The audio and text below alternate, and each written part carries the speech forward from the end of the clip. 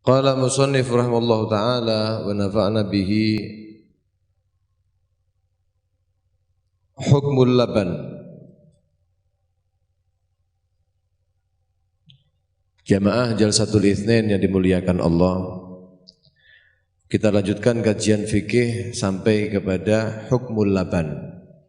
Masalah bab najasat, apakah susu itu najis atau susu itu suci? Susu apa yang najis dan susu apa yang suci?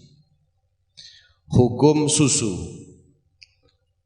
Labanul ma'qul tahir.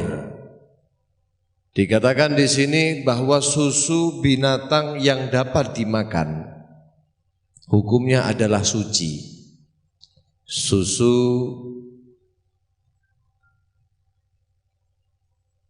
kuda, susu sapi, ya, kambing, semuanya itu adalah tahir, suci. Artinya kalau suci boleh dimakan di sini. Susu beruang boleh enggak? Padahal Pak Didik nyuguhi susu beruang terus biasanya. Itu mereknya ya, tapi itu susu sapi begitu ya. Nah, wala banu ghairil ma'kul najisun, sementara susu yang binatang yang tidak boleh dimakan atau tidak halal untuk dimakan hukumnya adalah najis. Illa, ada istisna, ada pengecualian, al-adami. Illal adamiyah, kecuali anak Adam, manusia. Manusia boleh dimakan enggak? Sumanto kalau boleh dimakan. Tidak boleh dimakan, tapi di sini ada pengecualian. Boleh, artinya suci. Wa huwa ghairu ma'kulin, itu memang tidak boleh dimakan, bukan termasuk yang boleh dimakan itu manusia. Akan tetapi wala banuhu tahirun, tetapi susunya suci. Ya, susunya suci. Jadi hati-hati kalau panjenengan ketika di rumah ada kucing dan lain sebagainya, kadang-kadang anak-anak kita ya, kita sering mainan apa? Ketika ada susu, anak-anak kucing itu nyusu karo mboke, terus sampai meletet-meleteti ini, melu meletet-meleteti, gayane bantoni, tak bantu. Itu air susunya najis. Air susunya najis. Dan setiap binatang apapun ya, susunya najis, yang tidak boleh dimakan. Termasuk yang najis lagi, pembahasannya adalah masalah madhi dan wadi.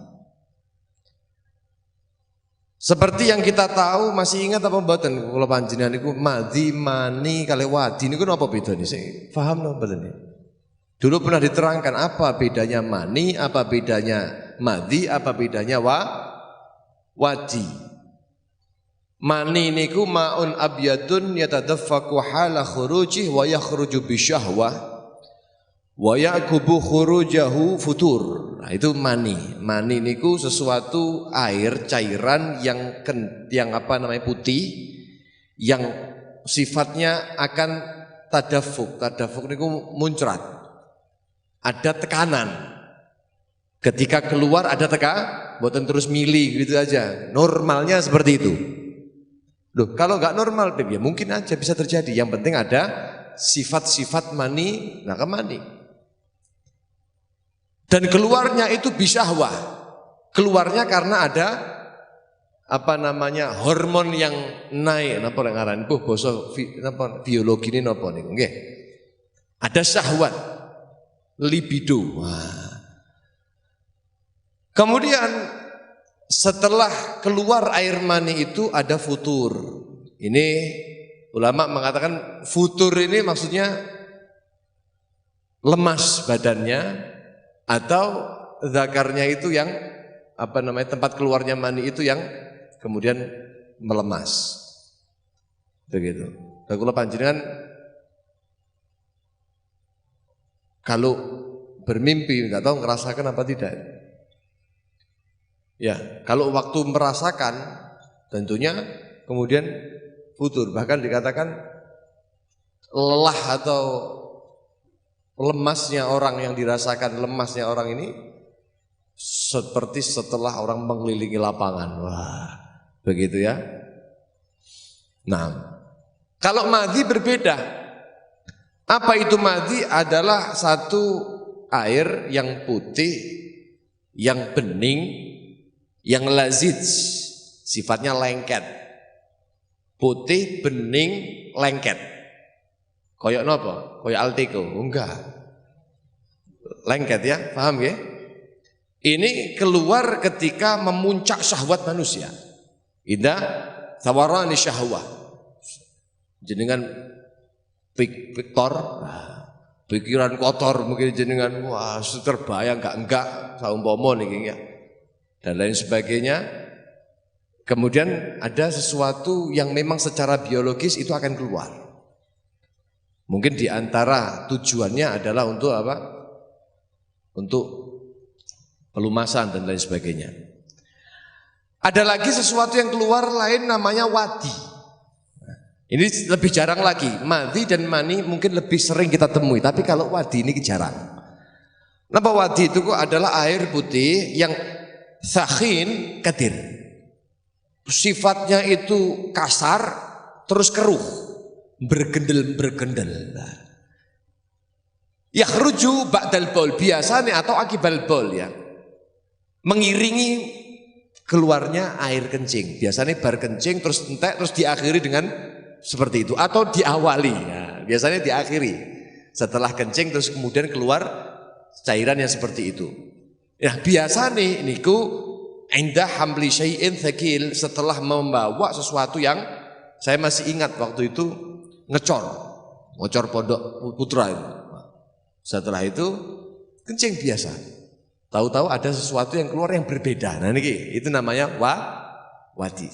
Keruh, mani bukan, madhi juga bukan. Namanya wadi. Keduanya hukumnya wadi dan mani najis, sementara mani adalah suci. Paham ya? Naam. Sekarang masalah mani, wadi dan wadi. Madhi dan wadi niku najisan, semuanya keduanya adalah najis. Kalbul hukumnya seperti air kencing. Dan bagaimana hukum wuduknya ketika ini keluar? Fayang qudanil wudu, maka keduanya ini mampu wuduknya.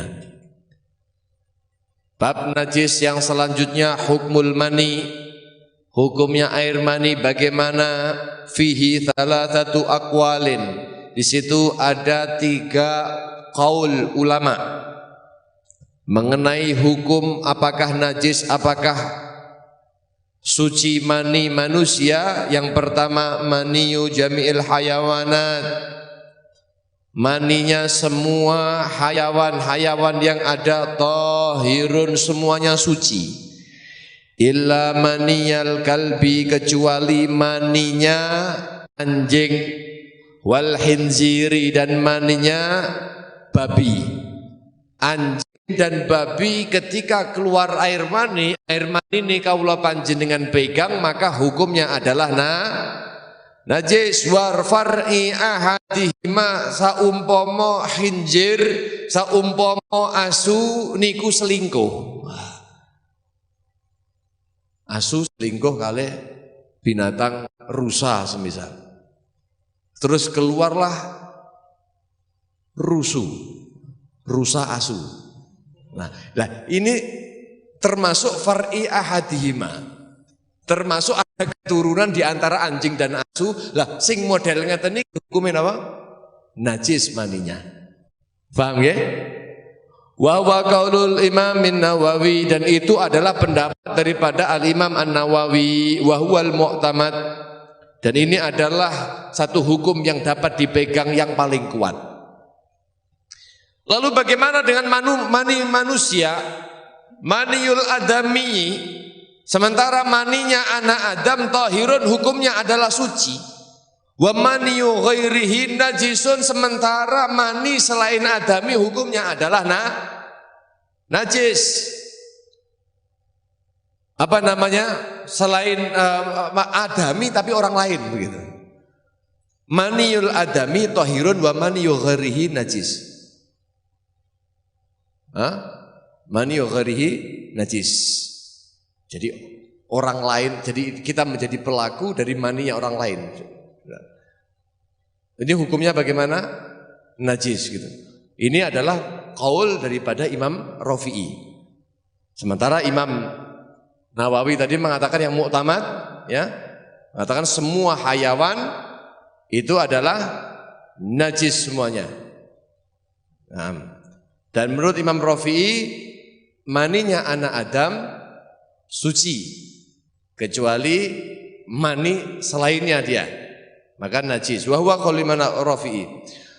Maniul adami, maninya anak Adam, wa maniyu kulli hayawanin makulin tahir. Mani anak Adam, mani setiap hayawan yang dapat dimakan hukumnya adalah suci. Maninya kambing, maninya sapi, ya.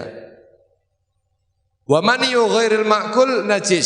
Sementara maninya yang tidak dapat dimakan, artinya tidak dapat disembelih tidak dapat dimakan ketika dengan sembelihan, ya, maka hukumnya adalah apa?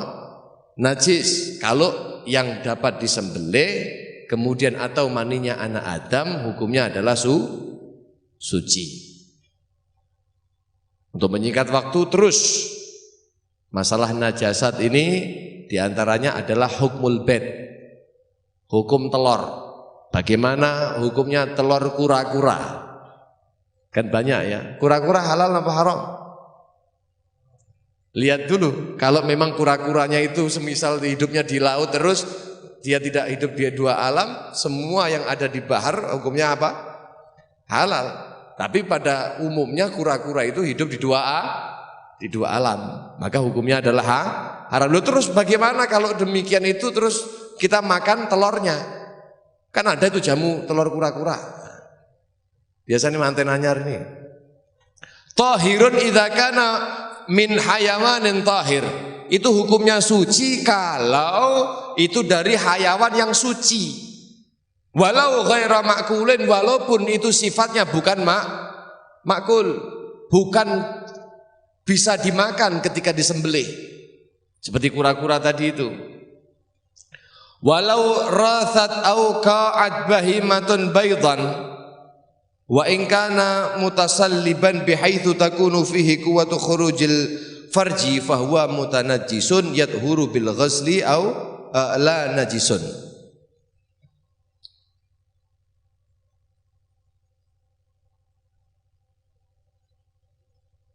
Kalau seandainya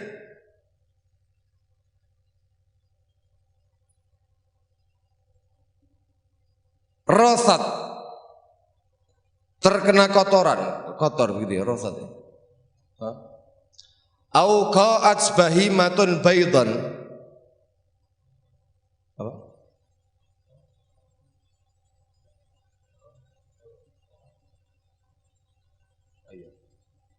Seperti wa mithluhu al-habbu. Apa al-habbu? Ini satu biji-bijian yang keluar dari, semisal ini ada bahimah, binatang, kok kemudian nelek, mencret, ngatain nggih? Atau dia itu qoat itu kayak apa namanya, muntah, mengeluarkan satu baidon, apa namanya, telur. Atau semisal biji-bijian bagaimana?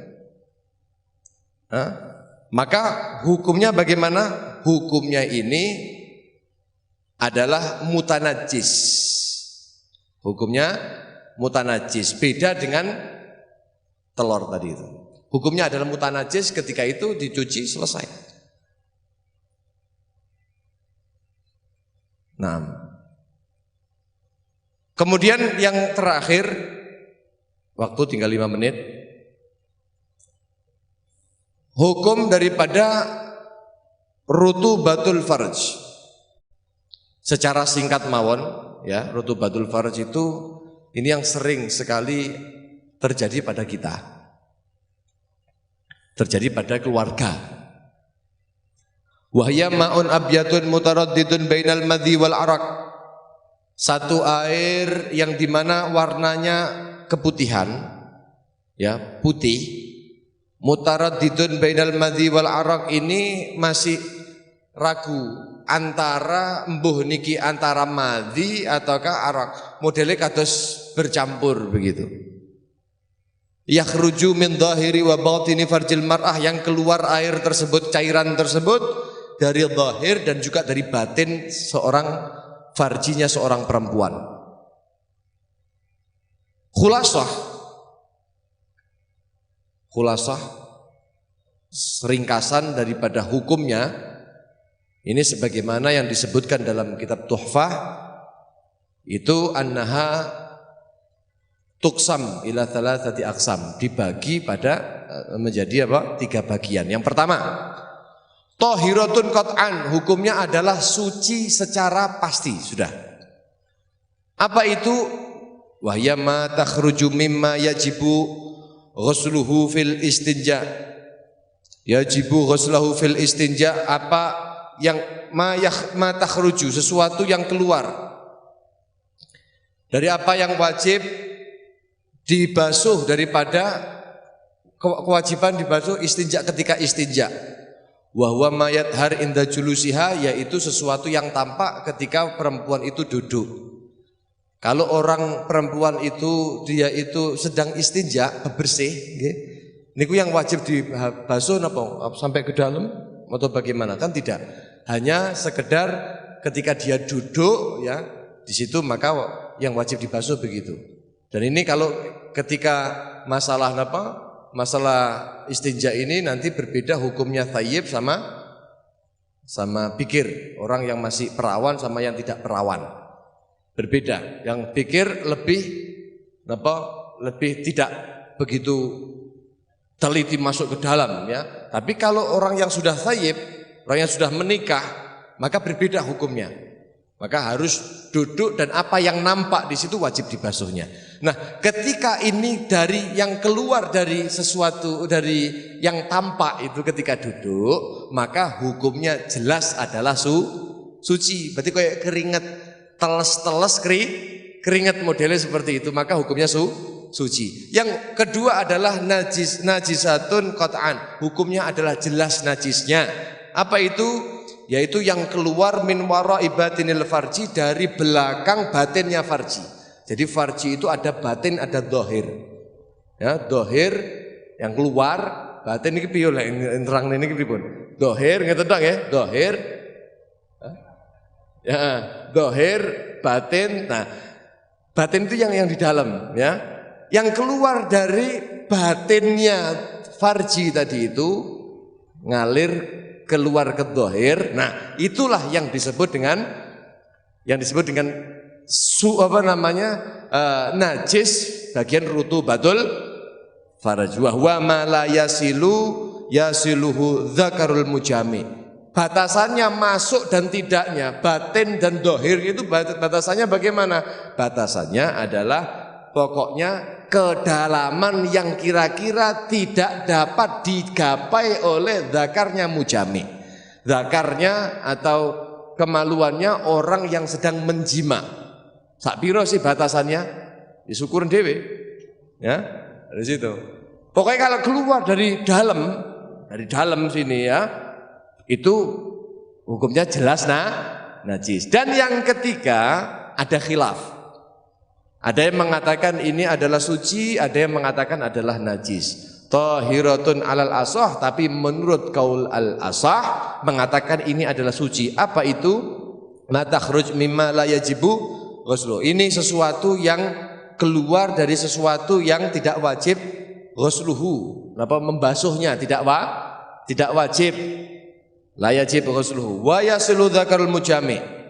Sesuatu yang keluar dari sesuatu yang tidak wajib dibasuh, area yang tidak wajib dibasuh seperti yang diterangkan tadi. Kemudian ini juga sampai kepada dapat digapai oleh zakarnya mujami. Zakarnya mujami. Ini menurut kaul asah hukumnya apa? suci. Tapi menurut Imam Ar-Ramli mengatakan hiya najisatun. Ini hukumnya adalah najis.